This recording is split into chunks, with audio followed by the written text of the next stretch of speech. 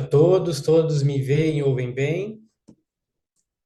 Então, tá bem. Eu quero iniciar minha fala agradecendo o convite e rendendo minhas homenagens aos colegas, aos inscritos, né, na Abracrim, e o faço na pessoa da presidente e do vice-presidente, doutora Luísa Melro, e ainda o doutor Henrique Bond. Deixo aqui minhas homenagens não só à à diretoria da CADEP, mas aos colegas também da Abraquim em seus diversos departamentos.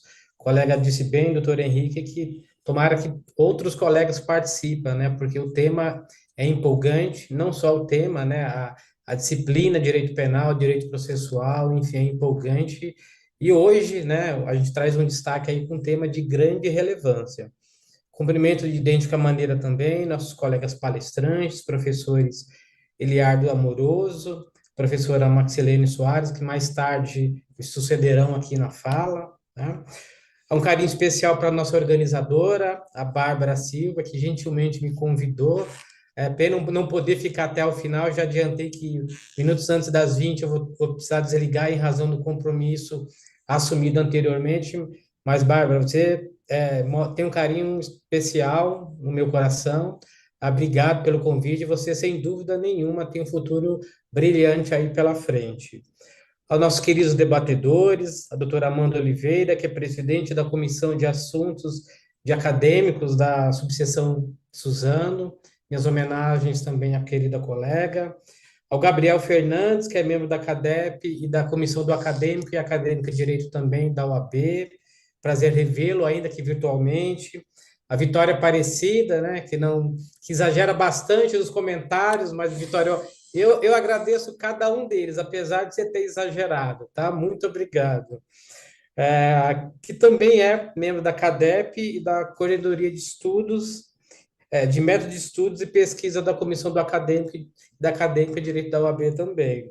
O Luiz Eduardo Durs também, né? Meu grande abraço, querido amigo, assim como o vosso pai, né, tem um brilhante futuro aí à frente, eu os acompanho bastante nas mídias, não sei como é que vocês conseguem fazer tantas coisas, né, mas que bom que consegue, né, e fico surpreso para, apesar de ter tanta coisa para fazer, tirar um tempo aqui para a gente compartilhar um assunto que nos é muito caro, né, e por último, não menos importante, a todos aqueles que nos assistem pelo YouTube, que hoje possamos fazer um debate caloroso, ganha a advocacia, ganha a sociedade com temas tão caros trazidos como esse.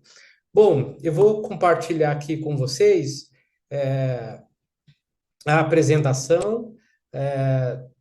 Tentei ser o mais didático possível, né? Até em razão do encontro de hoje. Não vai dar para a gente falar sobre tudo, porque o tempo é escasso, mas a ideia é trazer alguns conceitos básicos para vocês, e eu não sei se os senhores estão vendo a tela. Dá para ver? Então, muito bem. Só colocar em modo de apresentação, doutor. Tá, deixa eu A ver se gente está melhor. vendo. Melhorou? Agora sim. Tá, obrigado, Perfeito. Edu. Bom, né, como a nossa organizadora já trouxe, quase que ela findou a minha palestra já, né, na brilhante apresentação que fez. Mas eu vou aqui tentar só complementar a brilhante fala dela.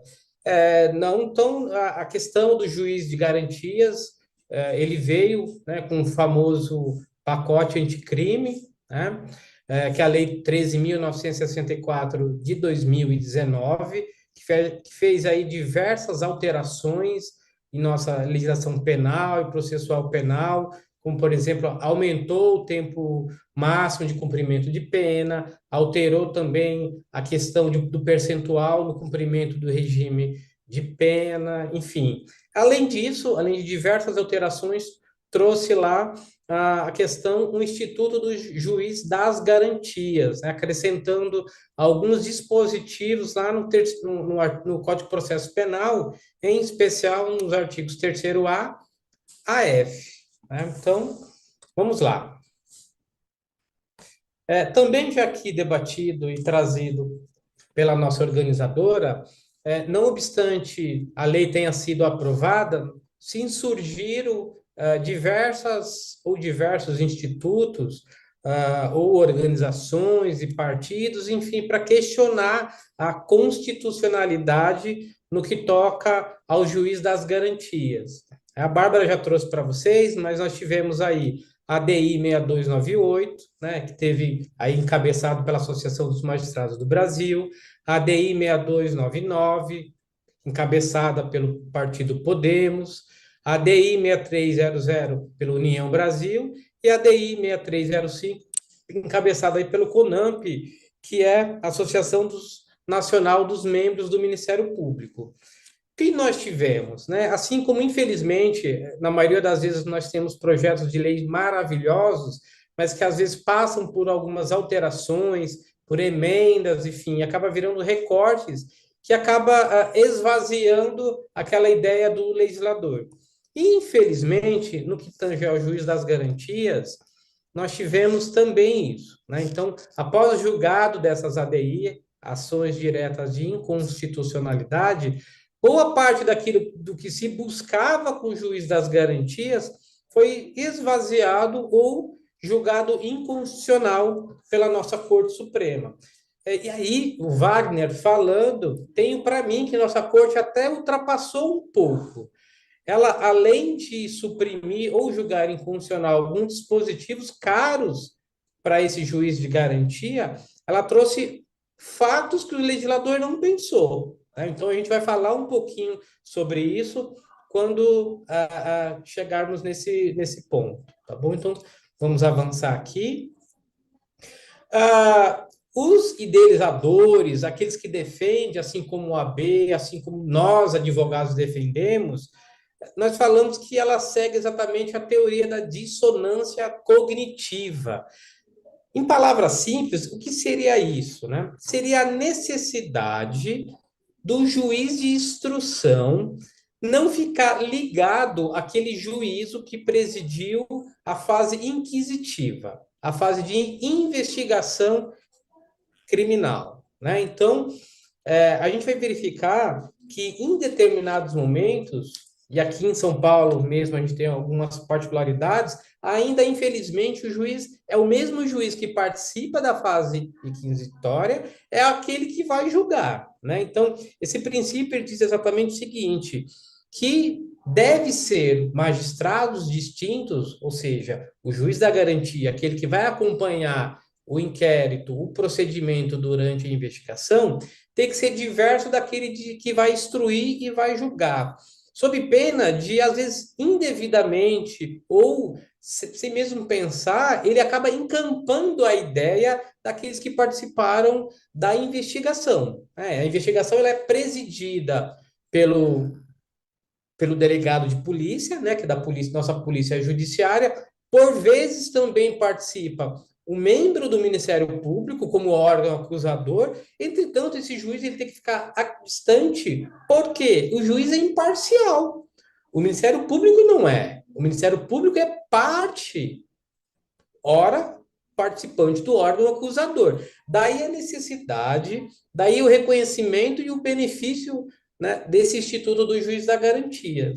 A gente vai verificar que essa lei dispôs, inclusive, que esses autos investigatório, esse caderno investigativo, a ideia do legislador, que infelizmente mais tarde foi julgado inconstitucional, a ideia do legislador era que o juiz de instrução e julgamento, ele sequer deveria ter acesso a esse caderno investigativo.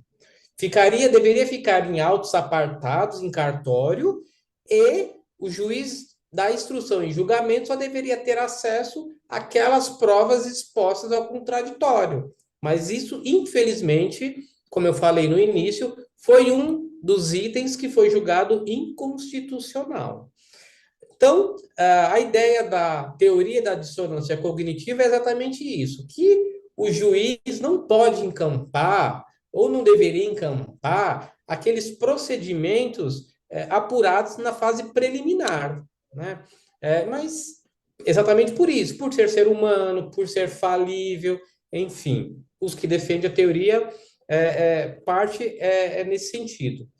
E ainda mais, né? Isso garantiria ainda a imparcialidade do magistrado. Se ele não vai ter contato com aquela prova preliminar, com aquela prova produzida na fase do inquérito, ele pode ou deveria ter uma imparcialidade ao rever as provas, porque a gente sabe que após a denúncia é aí que se instaura o contraditório e as provas elas devem ser refeitas em juízo.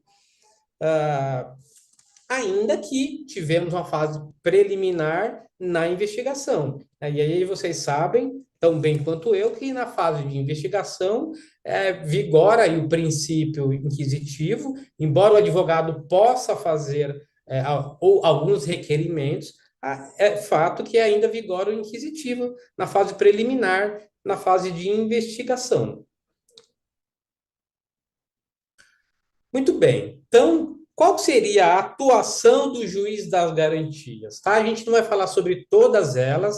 A minha ideia aqui é trazer para vocês conceitos básicos, especialmente porque nessa conversa de hoje é voltada para acadêmicos, mas a ideia é suscitar o debate e trazer termos caros à advocacia, né? Aí, vejo que a doutora Maxilene já entrou, minha homenagem à colega também. Então vamos lá, pessoal. Essas medidas estão lá no artigo 3º-B, né? Eu trouxe alguns exemplos. Então, o que seria de responsabilidade do juiz das garantias, né? Então, só trazendo alguns conceitos básicos, é, é, em sede policial, aqueles que conduziram a ocorrência levam a ocorrência até o delegado de polícia, que vai verificar se tem materialidade, indícios suficientes de autoria, e ele vai ratificar a prisão em flagrante. Muito bem, toma as medidas e esses autos vão ao juiz, né? Então, a função do juiz, e nesse caso, o juiz das garantias, seria primeiro verificar se o flagrante é legal. Não sendo legal, ele vai determinar que seja relaxada a prisão em flagrante. Se o flagrante for legal, ele vai verificar se cabe liberdade provisória ou não, ou se ainda é o caso de converter a prisão em flagrante em prisão preventiva, né? Só fazendo um destaque aqui, como a Abracrim a gente tem, e no YouTube também nós temos alcance no Brasil inteiro, quiçá no mundo inteiro. Aqui em São Paulo, em especial, não sei se todos militam, nós temos aqui na capital o DIPO. O DIPO é o Departamento de Inquéritos Policiais. Ele funciona mais ou menos como se fosse o juiz das garantias. O DIPO é o juiz, tem o juiz, o promotor, que funcionarão na fase de inquérito. Mas vejam, o DIPO só é para os processos da capital. Se eu for numa cidade vizinha, por exemplo, Osasco, vizinho de São Paulo, eu já não tenho esse instituto. Quem vai avaliar essa prova produzida e quem vai participar dessa fase, nessa primeira fase, na fase de investigação, é o mesmo juiz que vai instruir e que vai julgar. E aí eu trouxe para vocês hoje até uma sentença para vocês verem o quanto de fato contamina o juiz participar de todas as fases. Muito bem. E aí, seguindo, então, uma das missões do juiz de garantias é tomar essas medidas já no auto de prisão em flagrante, né? Aqui melhorou muito também com a questão das audiências de custódia, que também é atribuição, é uma competência do juiz de garantias. Como acontecia lá atrás, né? Quem advoga um pouco mais tempo, assim como eu, sabe que os autos sempre tinham que chegar ao juízo em até 24 horas. Só que aquele preso, aquele acusado, ele não ia. Ele ficava preso, né? E só quem ia eram os autos. E aí o juízo não tinha oportunidade de ouvir aquele acusado, né? E, na maioria das vezes, não diria da maioria, em alguns casos, é possível o próprio magistrado verificar que aquela eventual confissão ou eventual colheita de prova foi viciada. Portanto, ele relaxa o flagrante. E às vezes nós ouvimos, né? E aí, como advogado criminalista, como professor, a gente fica até revoltado, né? Alguns,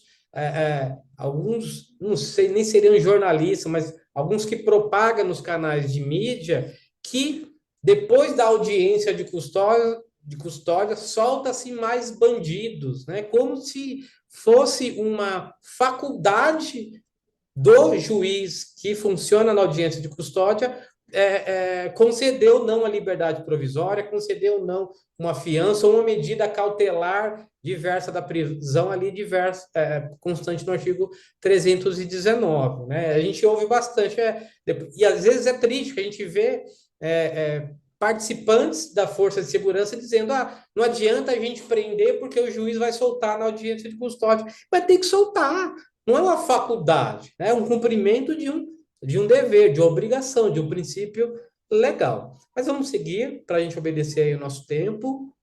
O juiz também, o juiz de garantias, cabe a ele decidir sobre as prisões provisórias, né, as prisões cautelares, no caso, se requerido pelo delegado de polícia, prisão temporária, que é a Lei 7.960 de 89, preenchidos os requisitos da prisão temporária e mediante requerimento da autoridade policial, quem avaliará será o juiz de garantias. Quem vai ratificar ou não a prisão em flagrante também, juiz das garantias.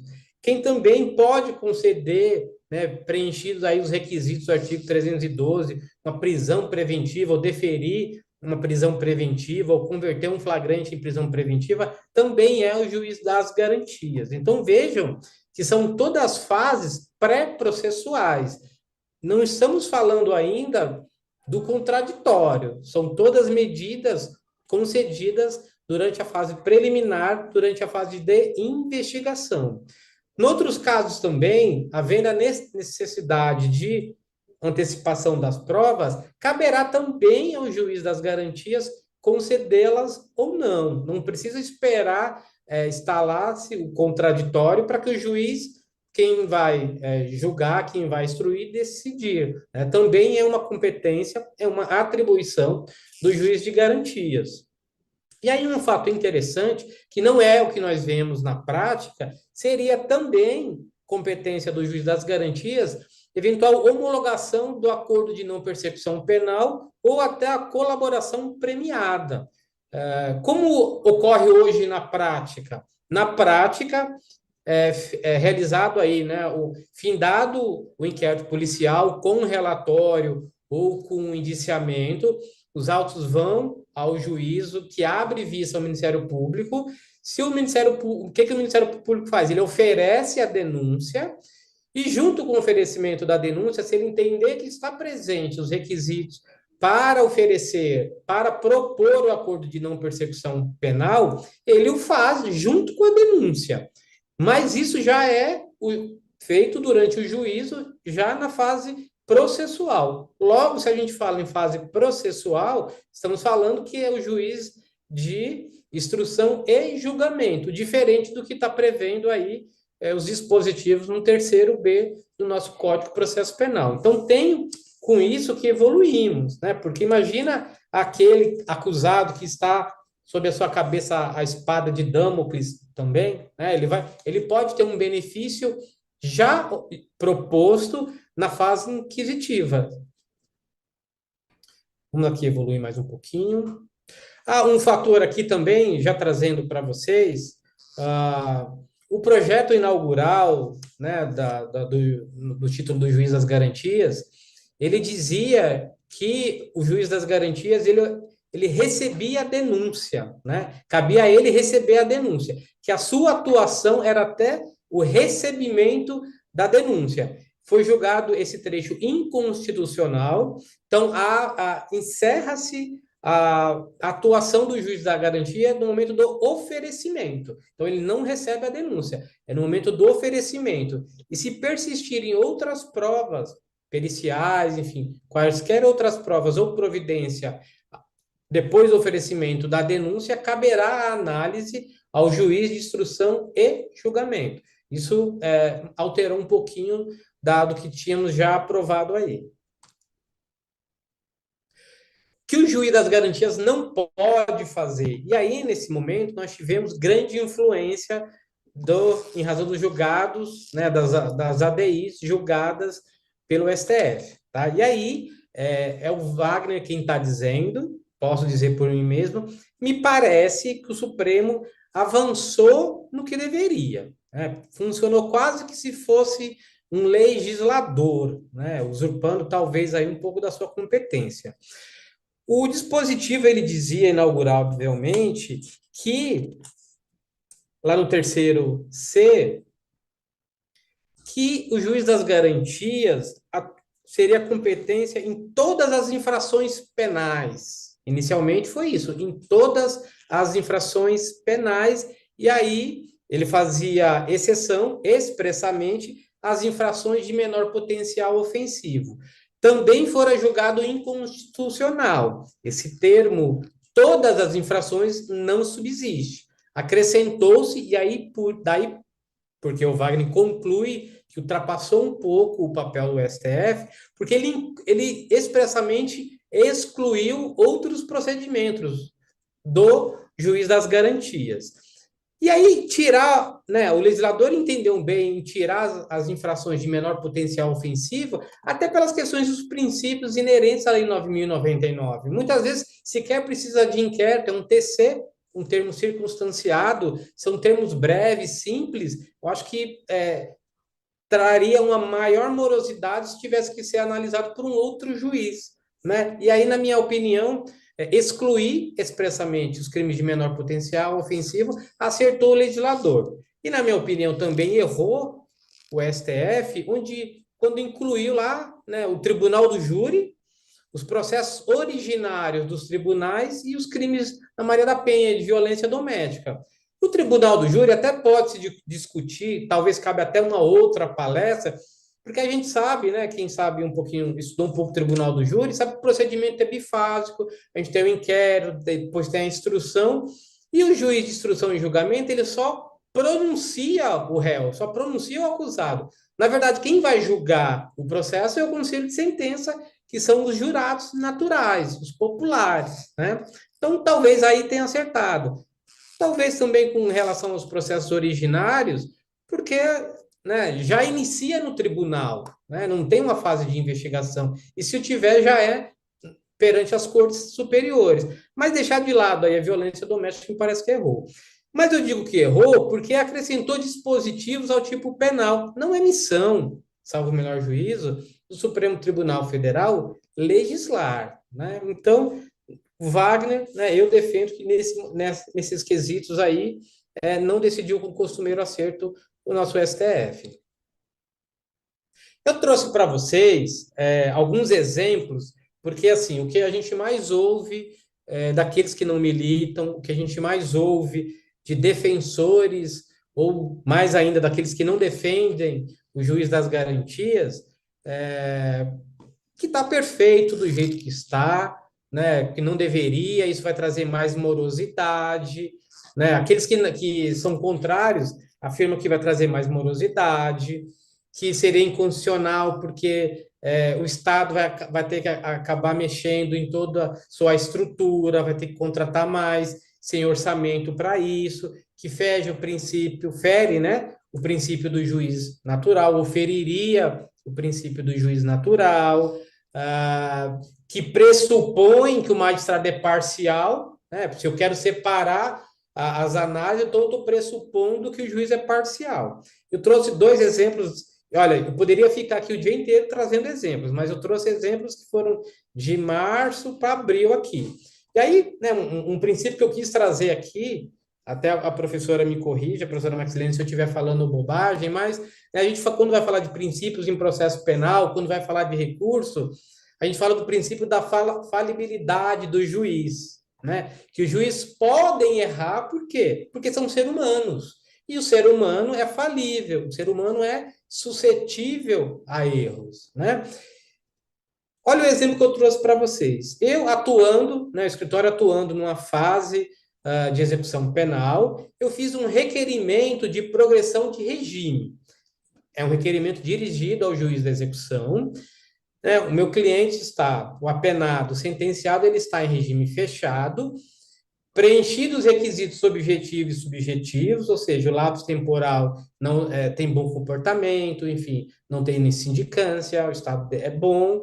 Eu fiz um requerimento, veja, eu até destaquei, grifo e negrito meu. deferimento da progressão de regime semiaberto. E aí eu disse mais, né? Normalmente eu trago isso, né? Meu cliente, para vocês terem ideia, ele já está 200 dias no fechado com direito ao semiaberto. Infelizmente é comum, né? Uma premissa de São Paulo, né? Tem estados que infelizmente estão mais altos, mas São Paulo está terrível atuar na fase de execução.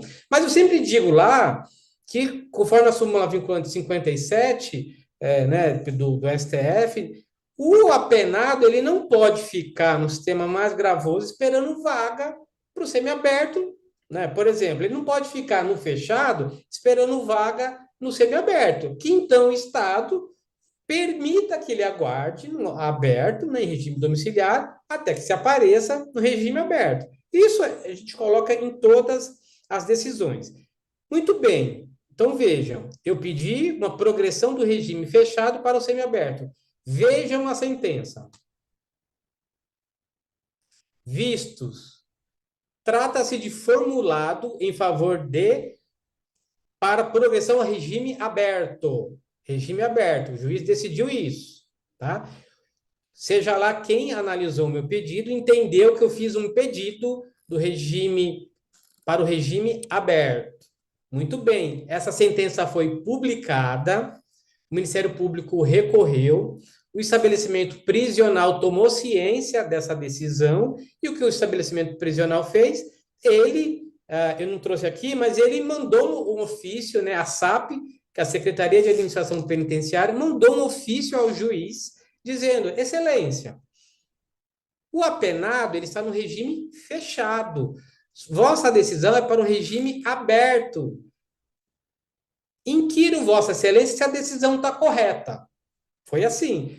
E, infelizmente, assim, essa decisão eu nem passei para o meu cliente, porque eu sabia que poderia ter tido um erro, né? Mas, assim, a família, quando a gente faz qualquer pedido, eu acho que eles ficam em frente e é razoável, né? Ele já está mais de 200 dias tendo direito à progressão. Eu acho que a família fica sentada em frente ao computador, só apertando o F5 para ver se a decisão vai sair, né? E o que a família acabou fazendo? Imprimiu a sentença e mandou para o meu cliente sentenciado. O meu cliente, o que fez? Estou no fechado, vou pôr aberto, meu advogado é bom demais, não precisei nem ir para o semiaberto, doou tudo que ele tinha e ficou esperando, aspas, cantar o alvará, que é o termo que eles utilizam, né? E aí, na terça-feira, eu tive que falar com ele para dar essa triste decisão. E aí eu vou passar para vocês. O juiz fala: trata-se de consulta formulada pela unidade prisional. Lembra que eu disse aos senhores que após manifestação da SAP, que o indagou respeitosamente se estava correto, porque ele saíra do regime fechado e ia para o regime aberto. O juiz colocou um ponto, trata-se de consulta formulada pela unidade prisional. Reconsidero a decisão de folhas tal em virtude de erro material.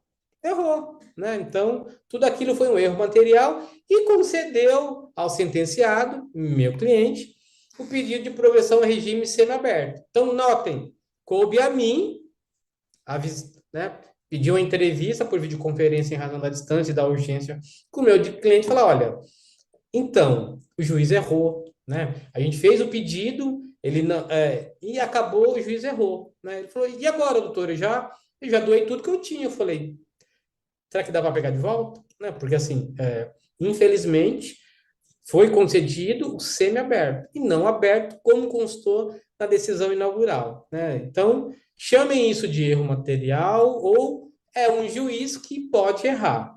Mas eu trouxe uma outra decisão, que essa sim, essa primeira eu trouxe para dizer a vocês que o juiz não, o juiz pode errar. Claro que pode, né? É um ser humano, pode errar. Mas olha a gravidade dessa que eu vou trazer para vocês. E aí sim, a necessidade do juiz das garantias ser diverso daquele juiz de instrução e julgamento. Esse processo aqui, não vou passar muito tempo, né? Os 30 minutos não vou passar, prometo aos senhores. Mas essa sentença aqui foi um caso midiático, né? O delegado foi até o estabelecimento do meu cliente, disse que era um pátio para carros roubados, passou no Datena, né? Meu cliente era um candidato a deputado federal, passou no Datena, eu orientei ele a não ir até a casa dele, porque se não preso ele seria em flagrante, enfim. Foi preso, né, algumas pessoas lá, e o meu cliente não foi, felizmente está solto. Tivemos 4 tentativas de audiência, em todas elas, uma testemunha de acusação não ia, tá? Ouviu-se os condutores da ocorrência, foram os 2 policiais civis, mas uma testemunha de acusação não viu por 4 oportunidades. Eu disse ao magistrado de excelência, olha, em razão do prejuízo, da demora, até porque tem duas pessoas presas, que não são dos meus clientes, mas estão presos, eu autorizo expressamente que as testemunhas de defesa sejam ouvidas antes, né, dessa da acusação. Aí o juiz deferiu, muito bem. Finalizada essa audiência, mas como não encerrou a instrução, notem, eu só autorizei antecipar a oitiva das testemunhas defensivas para que as minhas testemunhas fossem dispensadas.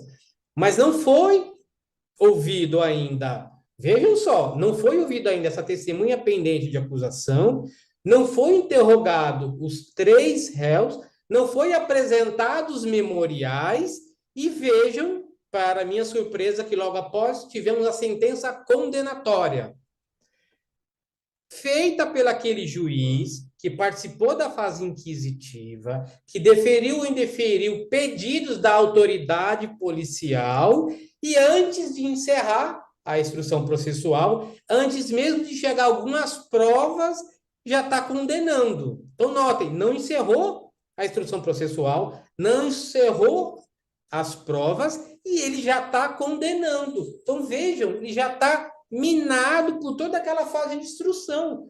Olha o ganho que o juiz das garantias nos traz. O juiz, acabei não tirando, mas é uma comarca que não é a capital, é o mesmo juiz, quando não cumula atividade com outras varas, criminal, família, mas é o mesmo juiz que vai deferir ou indeferir pedido do delegado de polícia. Ele já está condenando meu cliente, sem interrogatório, sem perícia. O 311, para vocês terem ideia, do Código Penal, é de adulterar placas, sinais de identificadores, chassi, adulterar, precisa de perícia. A perícia também não chegou. Veja, é uma sentença condenatória. Olha o que saiu da sentença. Faltam laudos periciais dos objetos, assim. Não tem laudo, mas o juiz já concluiu que foi ele. Já concluiu que tem materialidade.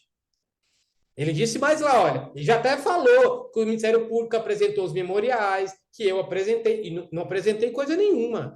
Não, ele já até disse, ele já está pré-julgando que em juízo eles foram ouvidos. Não foi ouvido ninguém em juízo. Tudo em vermelho, veja. Notem, já está condenando. Que mais destaque? Está vendo aqui, olha. Ele fala do veículo, que eu não pude, que a defesa não. Ó, a defesa, por sua vez, não trouxeram nada de concreto a fim de confirmar suas alegações. A defesa nem falou ainda, não encerrou a fase de instrução. Eu posso fazer requerimentos, eu posso requerer diligências. Já está dizendo que eu encerrei. Muito bem. E vejam, né, o meu cliente, sem encerrar a fase de instrução, já está condenado em regime aberto. Isso, pessoal, foi o que eu peguei. É a certeza que nós advogados temos na prática de que isso acontece direto. É a certeza que nós temos que, de fato, sim, contamina. Tem que ter, sim, um juiz apartado daquele que funcionou na fase de investigação. Muito bem, aí eu questionei o juízo, né? Eu disse delicadamente, salvo o melhor juízo, Vossa Excelência teria que trazer o feito à ordem, porque já está condenado, mas sem que fosse encerrada a fase de instrução. E aí vem a resposta do juiz, né? Não sei se em razão da falibilidade recursal. Veja, né, eu disse em doação, ele falou, olha, razão assiste o acusado, a minha fala, né? Esse juízo, primeiramente, pede escusas pelo equívoco. De fato, e aí vem a desculpa. Isso é desculpa. E olha a desculpa. De fato, a sentença não se refere ao presente feito. Como não? As partes estavam iguais, tudo igual. As testemunhas, constando os nomes dos acusados por conta do preenchimento automático do sistema. Aí não dá, né? Aí é ofender a inteligência deste defensor aqui. deste colega que hoje tenta compartilhar dessas agruras. Falar que tudo aquilo que está é o sistema que preencheu, não dá, né? Então, e ele fala, né, que olha, se trata de um crime equivalente, referente nessa comarca, crime equivalente. Então, veja, o juiz está falando que as mesmas pessoas, no mesmo local, cometeram um crime e a sentença era daquele, mas desse, não é desse processo. E aí essa sentença foi tirada dos autos. Óbvio, né? Óbvio. Eu faço, puxa, a primeira coisa que eu fiz é, eu já tenho guardado, então imaginem se confirmar essa sentença condenatória, imagine aí que eu já tenho uma poupança de nulidade para declarar, né? Então, por que que eu falo então dessa vantagem do juiz de garantias?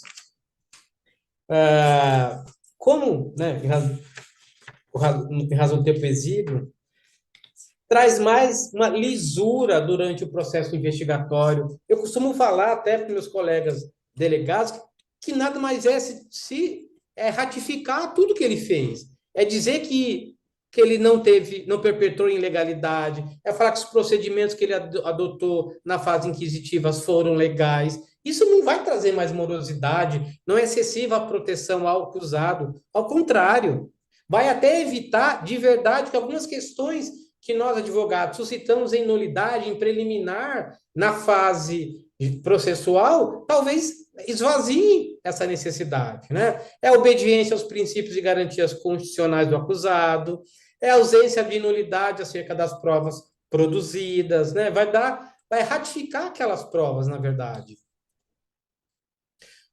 E aí, pessoal, já caminhando para o final, né, então, o que o Instituto dos Juízos das Garantias, na verdade, nada mais é do que, né, trazer alguns princípios para ratificar, para estar em consonância com a Constituição Federal, com obediência aos princípios constitucionais, da dignidade da pessoa humana. Então, o que é bom de a gente conseguir falar com acadêmicos, e aí, Bárbara, é exatamente por isso as doutora Luiz, doutor Henrique, é poder já durante os bancos acadêmicos trazer alguma possibilidade já de questionar, não permitir que eles somem a essa fala de que, olha, que no Brasil a gente tem recurso demais, que aqui se protege demais o acusado, que nós temos muitos recursos, enfim. Eu acho que são princípios, são direitos muito caros ainda e indispensáveis aí a nosso Estado Democrático de Direito, e especialmente a obediência aos princípios constitucionais, em especial o princípio da dignidade da pessoa humana. Gostaria de falar muito mais, aqueles que me conhecem, eu falo muito mais, mas eu sei que tem outros colegas para falar e nós não temos tanto tempo assim. Então, agradeço de verdade o convite aí da Abracrim, em especial aí, né, pelos colegas da CADEP. Espero que eu possa ter compartilhado, ter pelo menos trazido aí algumas questões relevantes. Deixo aí meus canais para quiser deixar alguma mensagem, até criticar também, né? Eu também sou ser humano, sou falível, mas adoraria receber o contato de vocês. Muito obrigado.